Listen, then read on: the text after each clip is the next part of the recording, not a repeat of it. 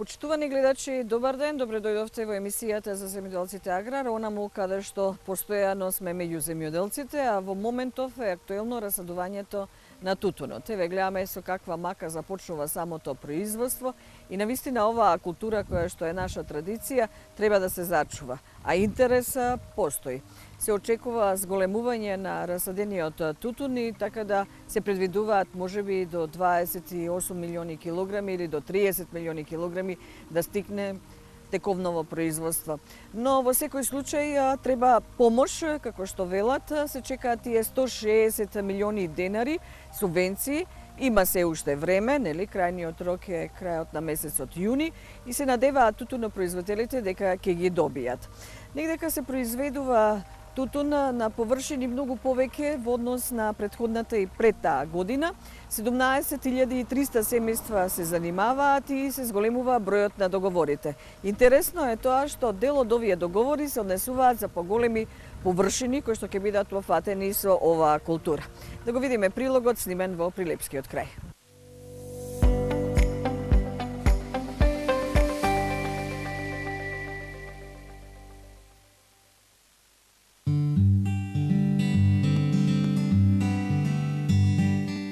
Годинава се очекува дека ќе се посадат над 15.000 хектари со тутун. Во Прилепско непрекинато уште од зори најпред се подготвува расадот во така наречените серги. Тоа 6 беја, значи 5,5 влегува. Серги или викате? Зависно од нивата, зависно од почвата, се трошат поголем или помал број на серги со расад. Расадот треба да биде искален или при превиткувањето на стебленцето околу прстот тоа треба да се врати во првобитната состојба, ни објаснува домаќинот. Семејството Петкоски од Свети Тодори. Најмладиот, синот Златко, разбуден е уште во 3 часот после полноќ. Ни го објаснува овој процес. Задоволен е што останал дома и се надева дека годинашнава реколта ќе биде добра и дека ќе имаат поголема добивка. Годинава околу 1 хектар имаме засадено со тутун. Влага има добро, супер е. Обично секоја година таа површина засадуваме, кои 3 пати се ора површината за да дура дојде за да се насади. Порано завршивме годинава малку така, временските услови дозволи, влажно беше, убаво се садеше и така. Нормално парцелите што ми се планирани дека ќе се засадуваат со тутун се пријавуваат во министерството. Значи фамилиарно си го работиме тутунот без дополнителна помош. Тешка работа е тутунот. Тежок е за работа. Тоа е. Планираниот хектар се посади со тој трактор што самите си го купиле. Не користеле никаква државна помош, освен субвенциите кои што тутунопроизводителите ги очекуваат дека ќе пристигнат наскоро. Немаме искористено ништо досега од државата. Се што е со наши средства. Немаме доволно површина на наше име за да учествуваме на апликациите овие што се ИПАРДите. Една година житарици одат, едната тутун. Нема наводнување кај нас, нема. На Господ, ако заврни, очекуваме дека ќе биде добра годината. Во прва класа оди сега тутун, 420 више. Фер беа прошлата година, оти се очекуваше помали приноси од тоа договореното, затоа беа фер, пошто очекува дека недостиг има тутун. Ако има вишок на тутун, се знае како ќе биде. Сплатене тутунот, се субвенциите ги очекуваме, ама ќе дојдат, кај да е, ќе дојдат. Освен од тутун, буџетот мора да се надополнува и од пченицата, но цената е недоволна. Очекуваат раст на ланската цена, бидејќи и трошоците се зголемени. Од 15 не би требало да биде подолу, ама тешко некако.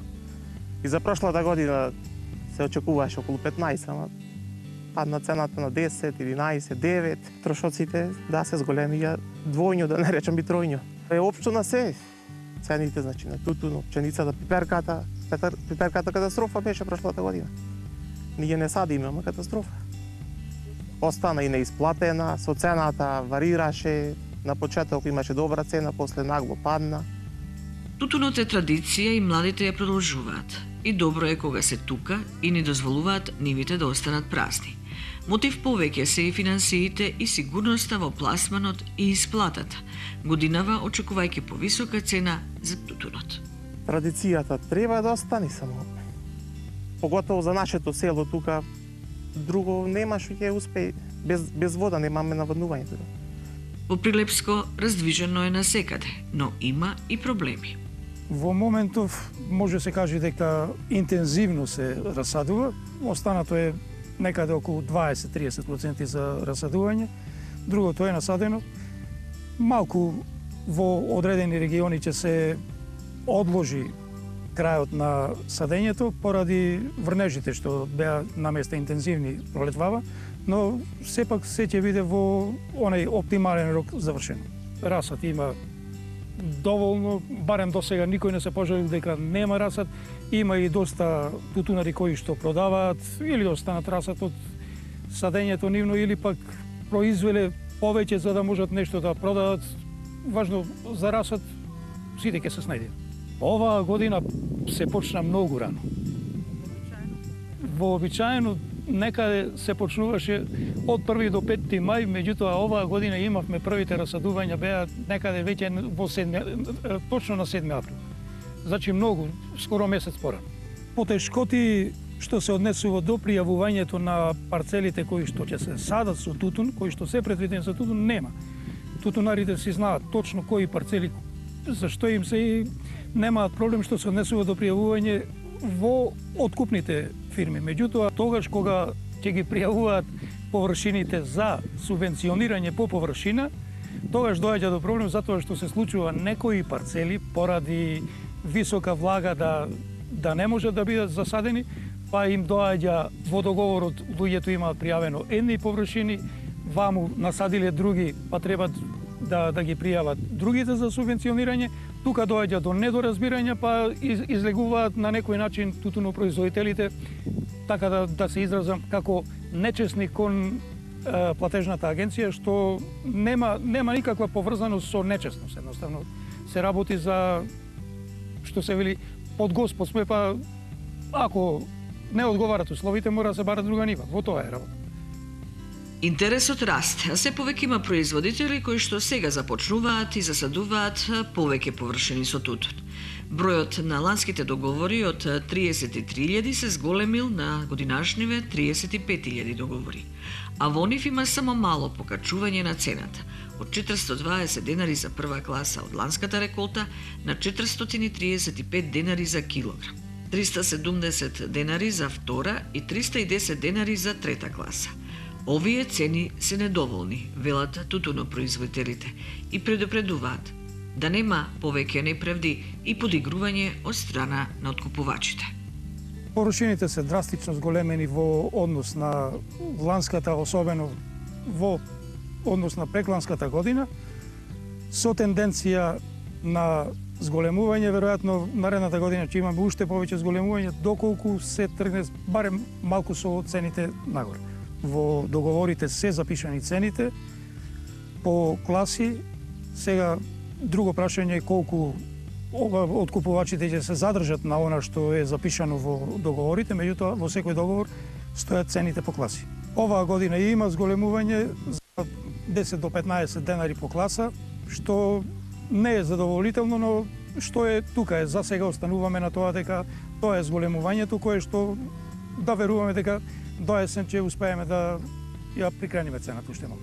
Првата класа е 435 денари, втора е 380 денари.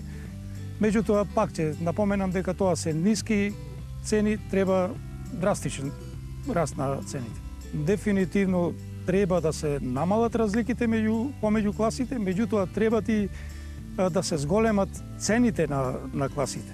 Прва класа под 600 денари не би требало да биде, со тоа што да се оди со проценка по класи, кога би било 600 денари првата класа, некаде околу 500 денари втора класа, 450 до 420 минимум трета класа, мислам дека би било она идеално и прифатливо за ценење по класи. Воспротивно, со вакви цени какви што се ќе мора повторно да се оди со ценење во една класа, што од друга страна внесува раздор помеѓу тутунарите и навистина се одразува негативно во смисла на тоа што се драстично оштетени тутунарите кои што имаат релативно квалитетен тутун, за разлика од оние кои што се со понеквалитетен, а земаат исти пари. Годинава, како што е тргнато, верувам дека ќе имаме доста добра година што се однесува до квалитетен тутун. Можеби нема да имаме високи приноси, меѓутоа обично високите температури придонесуваат за квалитетен тутун. Посебно ако се земе во предвид дека доста рано има насадени тутуни, верувам дека ќе стигнеме до некаде околу 25 до 28 милиони килограми, што е солидна цифра. Во секој случај, субвенциите би требало да растат секоја година, затоа што без оглед што се зголемува производството, по автоматизам се зголемува и извозот на тутун, што значи приливот на средства во буџетот се зголемува, значи има место за зголемување на субвенциите секоја година, барем по 10 денари, ако не повеќе, едноставно да се прати трендот на пораст на цените. Кулачот треба и правилно да се распореди, односно од девизниот прилив од над 100 милиони евра, редно е тутунарите да добијат повеќе за својот труд. Освен повисока откупна цена, тие бараат и измени во висината и начинот на добивање на субвенцијата. Може да се реши многу едноставно. Како што беше допред 2 години субвенционирање на тутунот исклучиво по предаден килограм, нема потреба од ситнење, нема потреба од цепкање на субвенции по хектар, нема потреба од зелена нафта за тутун, кога може едноставно да се регулира само со субвенционирање на предаден килограм и да заврши работата, затоа што тутунот е специфична култура која што во времето, кога се расадува, на вистина доаѓа до неможност некои ниви да се обработат и тогаш се јавуваат овие проблеми кои што последни веденови се и тоа како актуелни помеѓу тутунарите. Зелена нафта, да бидам искрен, јас досега никогаш не сум аплицирал за зелена нафта, така да не сум ни запознат кога се аплицира, но знам дека тутунарите беа на некој начин онеправдани што немаше зелена нафта, меѓутоа со тоа што им се овозможи, излегува дека се уште повеќе неправдани во смисла на она што некои парцели не може да ги насадат, па излегува дека фактички направиле криминал. Сепак, зелената нафта е многу подобро да се задржи таму каде што се долгогодишни насади, таму каде што се пченици, меѓутоа тутунот, како што напоменав, е специфична култура и тука мислам дека најдобро е субвенционирање по килограм и ништо повеќе.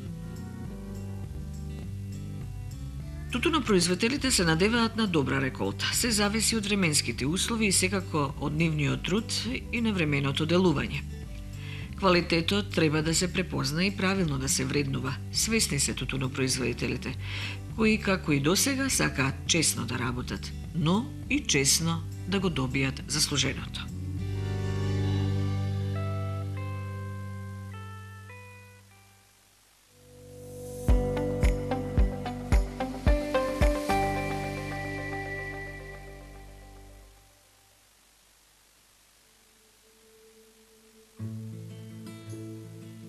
Се наоѓаме во непосредна близина на водопадите покрај Габрово, а ова околу мене е овоштаник на оревот Чендлер, добро познат во нашето поднебје, веќе се покажа и успешни резултатите.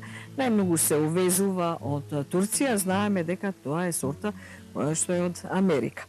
Знаеме колку е цената на ова јаткасто овошје, а знаеме дека имаме и увоз. Македонското поднебје кое што постојано го потенцираме е идеално за секакво производство на храна, меѓу кои и за оревите. Драги Цветков од село Габрово работел во Швајцарија, но се вратил, верувајќи дека тука домаќин може да обезбеди екзистенција за своето семејство. Од пред 10 години на 8 хектари насадил орев од сортата Чендлер. Се занимаваме со земјоделие со одгледување на орев, сорта Чендлер, познатата турска сорта која што е засадена во последните години во цела Македонија. Ние сме едни од поголемите на мојот регион кој што стопанисува со одгледување на орев од веќе 8 хектари насаден орев, веќе 7, 8 и 10 година има 9. Копрошувачи ги имаме Франкет, Педро и Лара. Тука сме само како за тест. Во близина на ова место кај што сега моментално се наоѓаме на некаде околу 100 метри се наоѓаат прекрасните габровски водопади. Здрава околина, чиста, природна вода. 2-3 години имавме проблеми со раните утрески мразови. Се кој даваме ова интервју, претходниот ден беше, мислам дека последниот со очекување за мраз поминавме. Мислам дека ова година ќе биде успешна, од кога ќе го видиме правиот финален производ како што треба. Во низинскиот дел имаме некаде околу 2000 дрва. Како нема слана, мислам дека ќе биде во ред. Секоја година, резервите до 6-та година, мора уште од мали, уште од првата година. По старите генерации напоменуват дека ако го редиш орев нема да биде ништо, не е точно, со новите сорти е друго. Веќе после 6-та, тие са 7-ма година, многу малку има веќе за резидба и ги оставаме природно да си растат. За секое воштарство мора да биде третирано, али колку што може ние ги третираме органски. Иако не се заведени во самиот регистар како органски, ама ние си ги правиме органски бидејќи околината околу нас не е органска, бидејќи имаат оранжери, одгледуваат други култури. За да би биде органско, бидејќи јас имам работено порано во Швајцарија, треба се да биде околу чисто. По тие стандарди, ако ги гледаме како што треба, ние уште не можеме да ги постигнеме. Нема премногу работа со него, значи треба само да биде волја, екипираност и да се пратат модните трендови за обработување на самиот орев.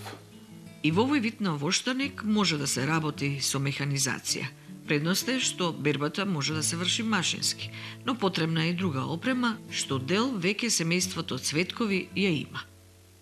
Значи ние поседуваме голем дел од опремата, машини за молчирање, меѓуредна обработка, заштита на растенијата, па се до финален производ кој ќе дојдеме, истото се бере со вибратор, се собира со рачни, сега за сега, ама во иднина се планирано и за да се опремиме со машинско собирање. Опрема за обработка и преработка на самите ореви ја поседуваме, значи целата опрема. Од собирање, вадење зелената лисна маса од самиот орев, сушара, ова година набавивме друга опрема за кршење на самите ореви, производство на јатки. Значи да веќе да има готов производ. Дела се од машините се од ИПАРТ програмата, еден дел сега новите што ги добивме се од преку швајцарската ИМЕА, Организација за поддршка во земјоделието од Македонија тука. Овде покрај Габровските водопади нема измрзнување и годинава е добра. Алани добил над 20 килограми од стебло, што е добро. На ова локација дека што сме, 7-ма година е оревот, минатата година, бидејќи тука не фаќа слана, некој одминува, дали под самиот водопад или планината Беласт се го штити, минатата година имавме 20 кг од корен сув орев, прва класа. Значи тука има 11 дрва, 220 кг, това е, мислам дека е задоволително за 7-ма година. Пласманото е продадено од дома. Минатата година цената беше 300 денари некрашен, 700 денари во јатка, пакувани од по кило и пола кило. За бренд сме во размислување и би сакале да ставаме едно наше име, старо име, кое што потекна од нашето место, ама тоа не може да ви откривам сега, бидејќи се работи за бренд, во иднина сигурно ќе има име. Една препорака околу гледувањето или младите кои што сакат да останат тука или кои што се веќе заминати или да се вратат, може слободно да успеат. Значи, ама само доколку не дојде со окрупнување на земјоделските површини, не може ние да размислуваме за враќање некој што се вратни. Исто и јас сум повратник. Јас имам работено 3 години во Швајцарија, 2004 се вратив и сум тука со сите можни инвестиции. Ама треба, значи, трпение и храброст. Добро е што домашниот пазар се повеќе се обезбедува со македонски орев. Но треба и натамошен развој, запакување, чување и соодветна амбалажа на оревот. И не само за дома, туку тој може да се извезува. И не само оревот, туку и лешникот, бадемот. Може да бидат уште еден македонски бренд, а за многумина сигурен семеен бизнис.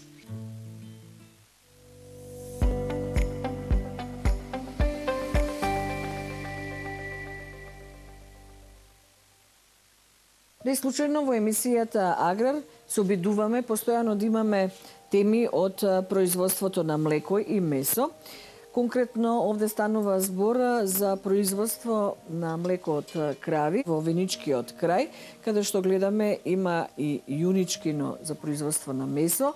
Овде под планината Голак има одлично место за пасиште и се добива квалитетно месо, јунешко, телешко, чија што цена во моментот достигнува 300 денари за килограм жива мера. Но што се случува со откупот на кравиото млеко?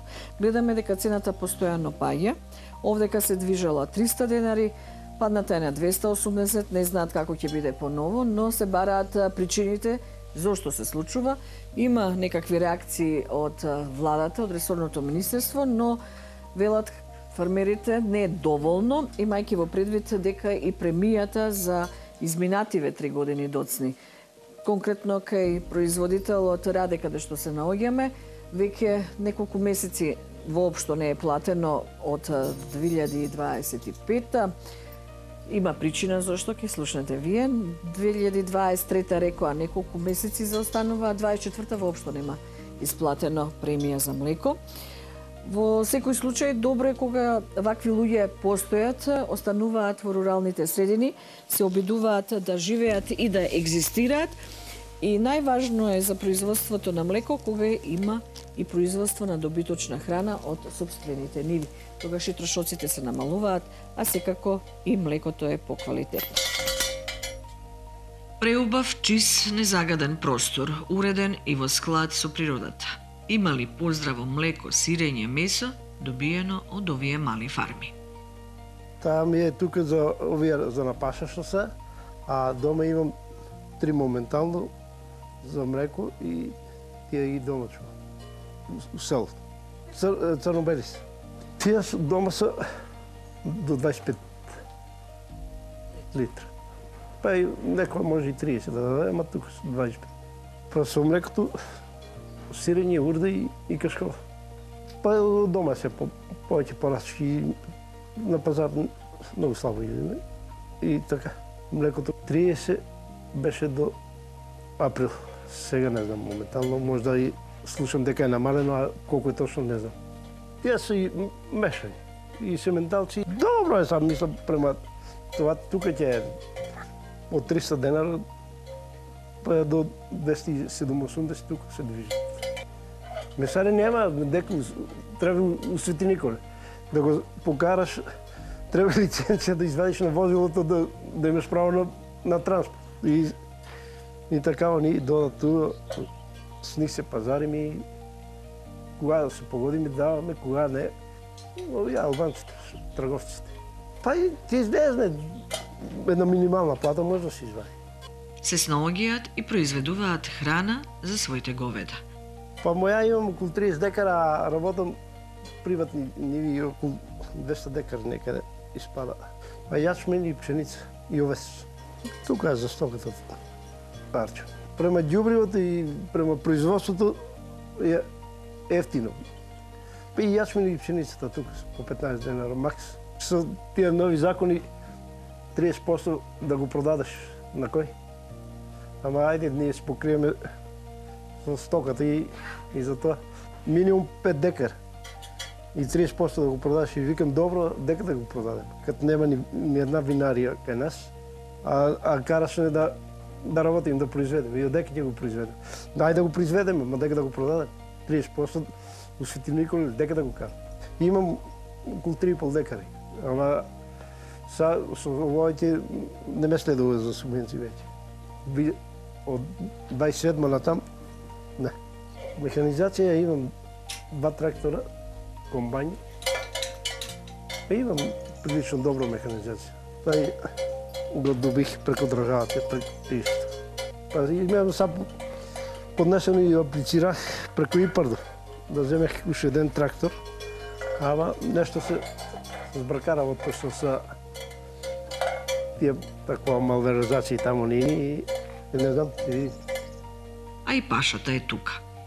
Голак, планината Голак. И таму имаме проблеми со пашата. Смрика е многу укарало и шипци трње водопоиште немаме, а пашарина плаќаме и се со проблем. Неколкуте фармери кои што чуваат крави сложно се договараат како да ги напасуваат во околните пасишта. Ние сме 5 и одиме по 2 дена. 2 дена иде, 6 сум зловолен и така. Тај што е представник од Кочани у Виница доаѓа, викам, чуеш ли, наредна година нема да ви плаќам. Или поведете ред, направите нешто, или џабе пари да не даваме ние. Недоразбирање или грешка. Субвенциите за млекото овој фармер се уште не ги добил. Премија за 23-та немам земено за 4 или 5 месеца, така некако беше. 24-та е целата и 25-та имам земено април, мај и јуни, а другото после јули, август, септември до декември се кози го опишува и не знам што ќе се направи со тоа. А немам кози, јас мислам крави го да. Мала, семејна и вредна фарма, која што може да биде пример дека селото има што да понуди. Пријавен сум од 2014 со и претходно работа, ама мисля тоа што си плаќаме пензиско и ово здравството, 2014 па до крај на оваа година треба да го исполниме услови и да одиме у пензија. Овци има бабулук, со тие има можда околу 200 броја и оние се помалку, од 20. Па селото околу 400 до 500 жители има. Има доста се иселија за по Италија, на Германија и тоа. Ама па прилично има. Но се поретко може во нив да се видат млади фармери. Па синове, имам 3 внучиња машки и нека се здрави живи и они мераклии се и така. Па ќе видиме, да времето ќе каже на крај се. Ниската откупна цена, ненавремената исплата на субвенциите ги демотивира. А ако сакаме да имаме повеќе домашно сирење, кашкавал, млеко, месо, тогаш мора многу повеќе да се обрне внимание на стимулирање на младите. Тие да ја најдат својата екзистенција и да ги зачуваат руралните средини, кои што ни се преубави и богати.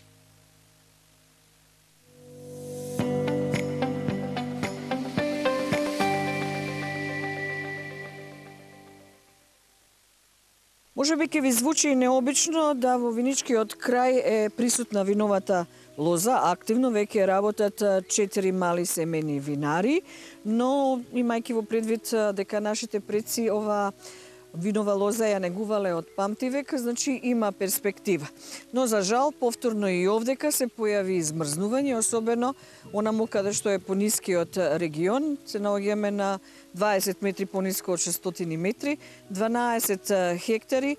Драги Петров од Драгобраште има своја мала семејна винарија, но како што вели, како што гледаме и ние самите, од Вранецот тешко дека може нешто да се набере, но од останатите сорти очекува секако добар принос. Има многу нејасноти околу оној услов за добивање на субвенции да 30% од грозјето биде предадено во винари или откупни центри и сега е прашањето дали, бидејќи тој своето грозје го предава, односно го преработува во сопствената винарија, дали ќе добие субвенции. Секако очекуваме одговор на ова прашање. Измрзнувањето го собра родот. На дел од лозовите плантажи во Виничко нема да се бере Вранецот. Сега се наоѓаме на насадот во село Драгобрашти.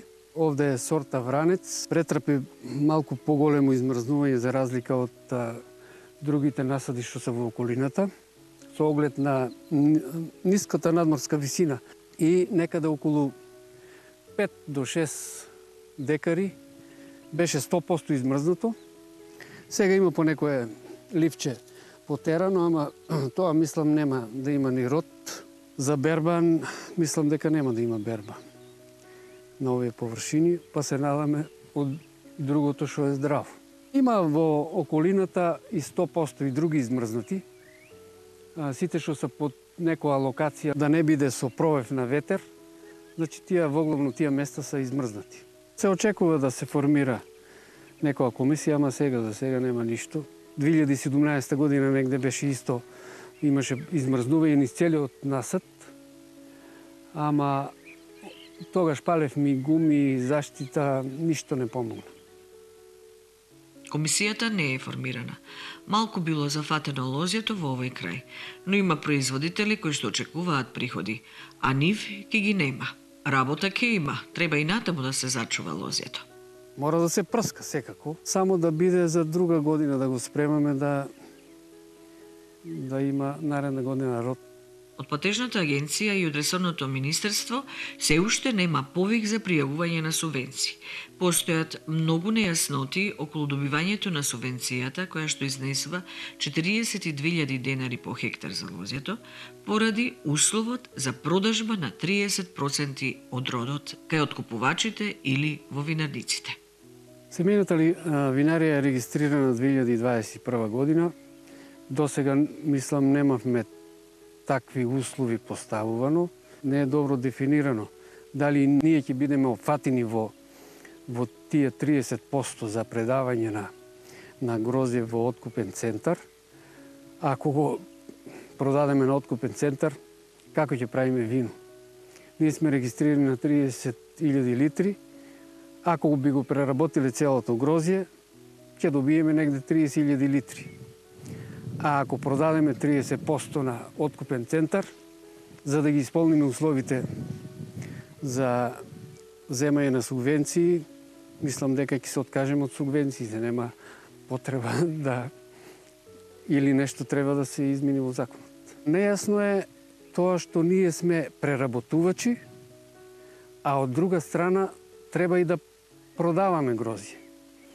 А што ќе се случи како оваа година? Измрзнат насад, некоја година болест ќе фати. Мислам дека законот е избрзан и не е добро дефинирано и не е објаснето кој што треба да прави. Дали би добиле субвенции, тоа некој треба да го објасни што треба да работиме. И уште еден проблем со кој се соочуваат лозарите е критериумот за приносите. Јас сум регистриран 2007 година како ИЗ, индивидуален земјоделец, со комплет даночен број, матичен број, со книговодство. Неколку години дури субвенциите не можевме да ги зимаме на таа фирма и ги исплаќаваше на физичко лице. После тоа траеше 2-3 години. После тоа неколку години не водеа повторно физички лица, се до пред 3-4 години се спомнува дека сме правни лица. Мислам, по законот треба да бидеме правни лица, затоа што сите обврски што ги имат правните лица, дали ќе е ДОЕЛ или друга фирма, ги имаме и ние истите обврски према државата. Лозето е како правно лице и винаријата е регистрирана во склопот на истата фирма. Дека ние сме поврзани и за индивидуален земјоделец со името и фирмата. Значи, фактички, повторно се јавува недефинирано во конкретната регистрација. За вин насади имаме околу 12 хектари. Половината е отпаѓа на Вранец, другите сорти се Мерло, Каберне, Сувиньон Бланк и Смедеревка. Со тие 30% е ставена некој просек од 1500 килограми по декар. Јас имам, например, Сувиньон Бланк, што не паметам, од 600 кила повеќе да има, ако ни се, или Мерло. Мерло може да стигне до 1000. Кабернето исто има нисок принос. Тоа се високо квалитетни сорти, но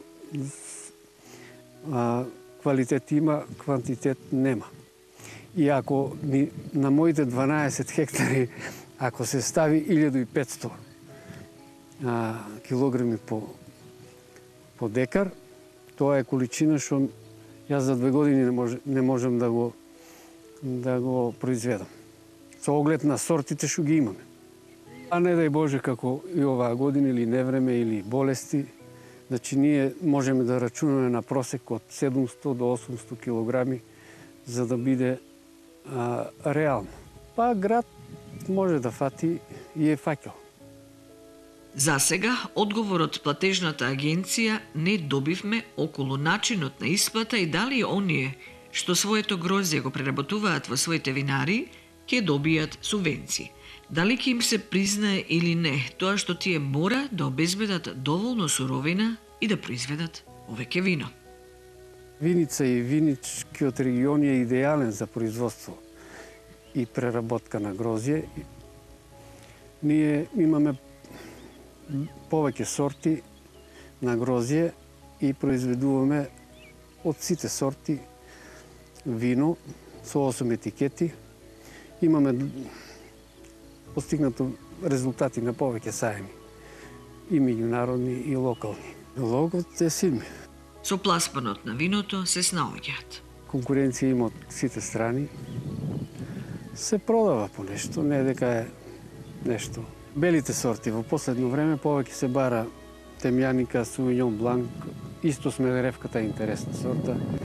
Пред неколку години беше доста избегнувана, сега веќе мислам дека е повеќе тражена. Немаме дегустациона сала, но во иднина сигурно е тоа во прв план. Мислам за година-две сигурно ќе се инвестира во таква, ќе улегнеме во таква инвестиција. Има во Виница моментално 4 семени винари. Ипард сум користел повеќе пати, во механизација повеќе. За винаријата не. Грант добивме. Па купивме 2 ферментатори од по 5 тони. Тоа беше инвестицијата во тоа време. Потребна и тоа се купи. За жал, виното не се многу конзумира во околината. Мислам дека во иднина би требало да се обрне повеќе внимание на тој дел.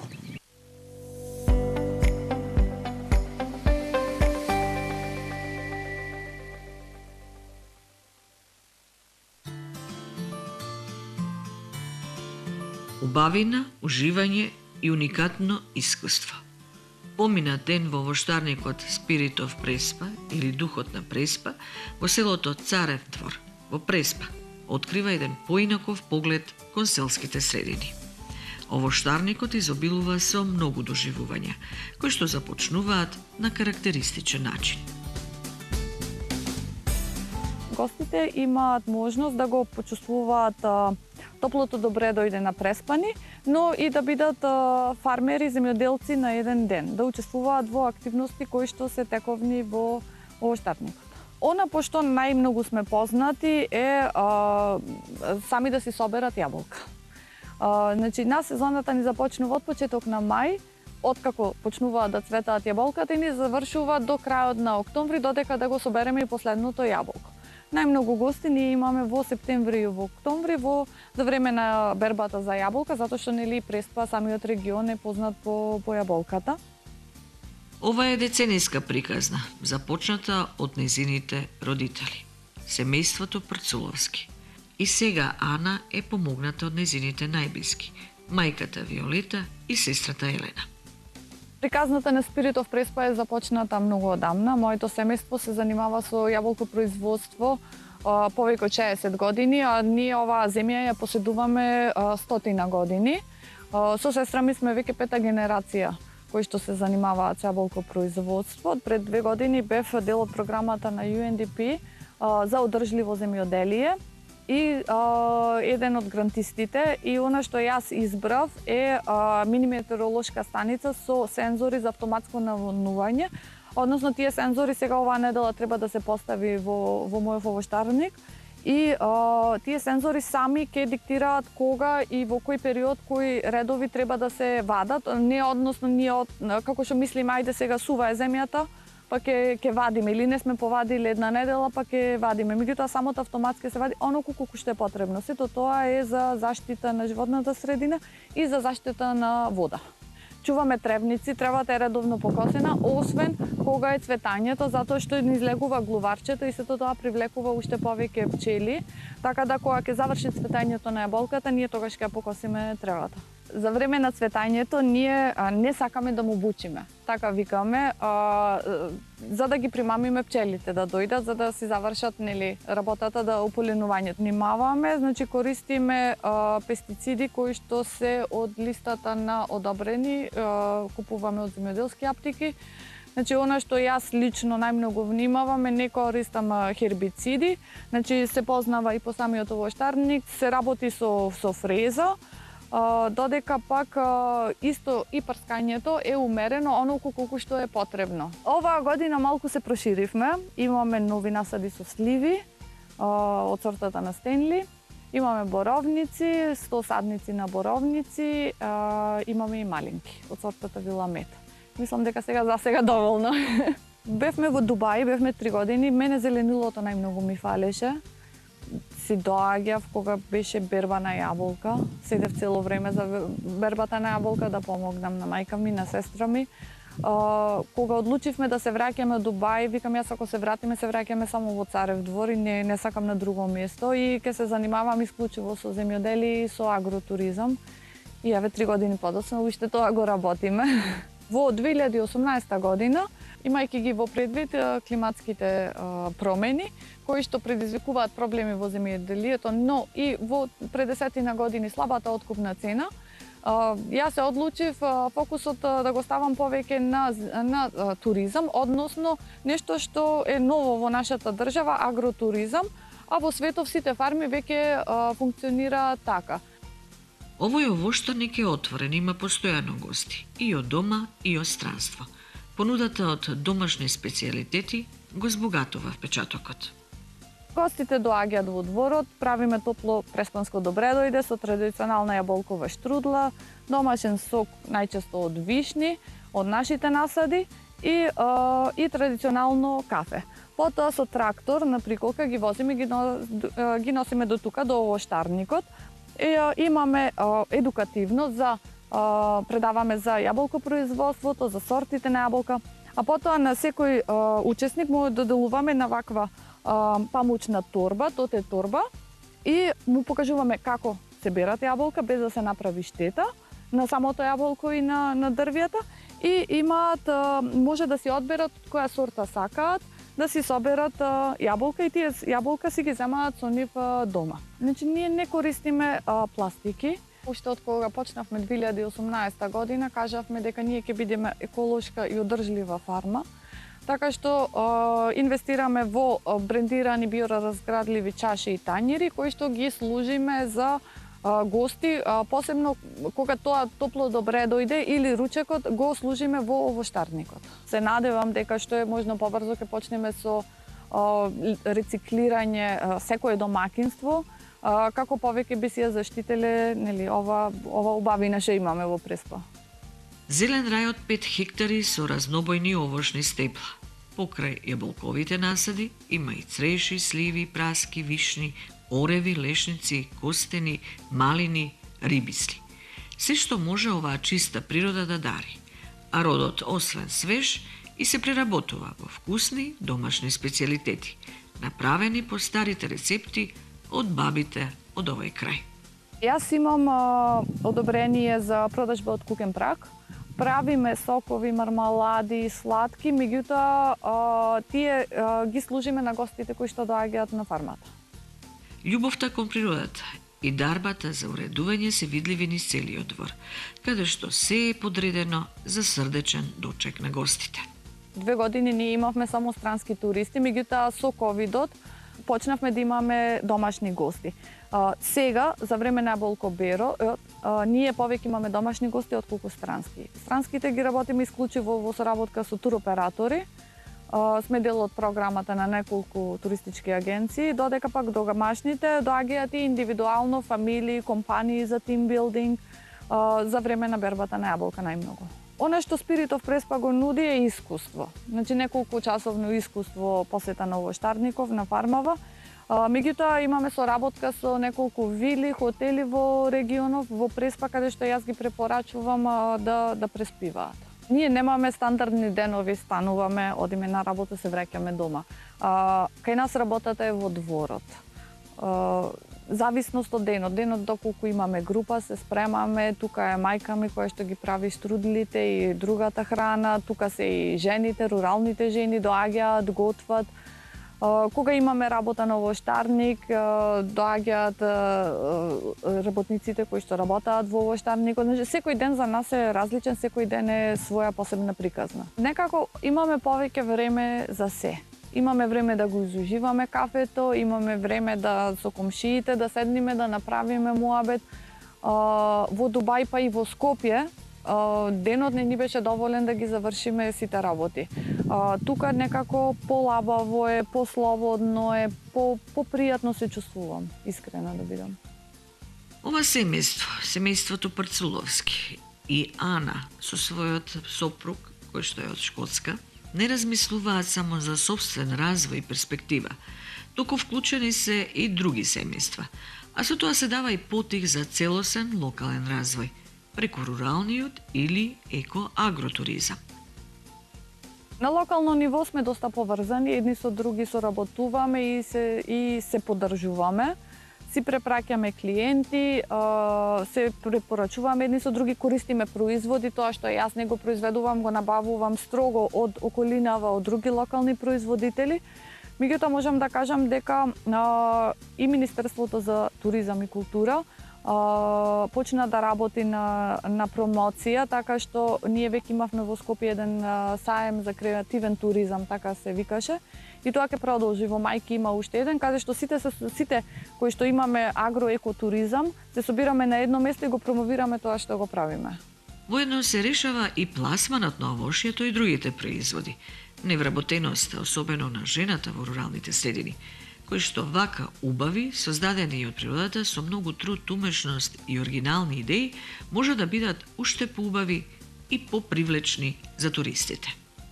Потребна е и помош од државата и општината, можност за искористување на ИПАР програмата за надоградување и на сместувачки капацитет и на многу други содржини, по примерот од другите земји. Секако и промоција на уште еден наш недоволно искористен потенцијал за развој од преубавиот Преспански регион.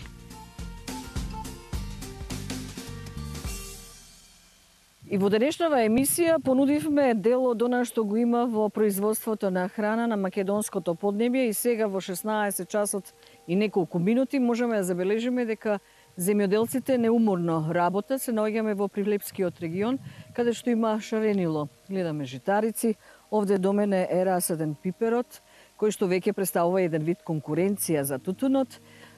Во ова време се расадува исто така се уште, бидејќи овој крај се повеќе е познат по куртовската капја. За тутунот зборувавме во денешната емисија и видовме дека тутунарите очекуваат исплата на субвенции, дека оваа година ќе биде подобра и во однос на цената. Веруваат дека реколтата ќе биде добра, бидејќи и временските услови најмногу погодуваат за оваа култура. Додека во останатото производство, за разлика од лани, сега имаме веќе добар род на овошје. Првата берба на кајсиите и праските покажуваат добар приход за сега за овоштарите. Некаде до 60, 70, 80 денари, па и до 100 денари стигнува цената за овој вид на овошје, најпрвен кајсијата.